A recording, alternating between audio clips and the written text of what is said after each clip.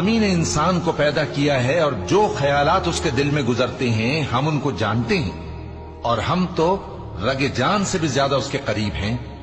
جب وہ کوئی کام کرتا ہے تو دو لکھنے والے جو دائیں بائیں بیٹھے ہیں لکھ لیتے ہیں۔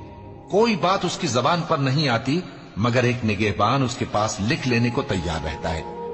اور موت کی بے ہوشی حقیقت کھولنے کو طاری ہو گئی۔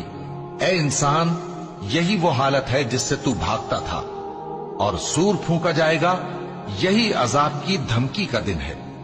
اور ہر شخص ہمارے سامنے اس حال میں آئے گا کہ ایک فرشتہ اس کے ساتھ ہانکنے والا ہوگا اور ایک اس کے اعمال کی گواہی دینے والا۔ یہ وہ دن ہے کہ اس سے تو غافل ہو رہا تھا، اب ہم نے تجھ پر سے پردہ اٹھا دیا تو آج تیری نگاہ تیز ہے۔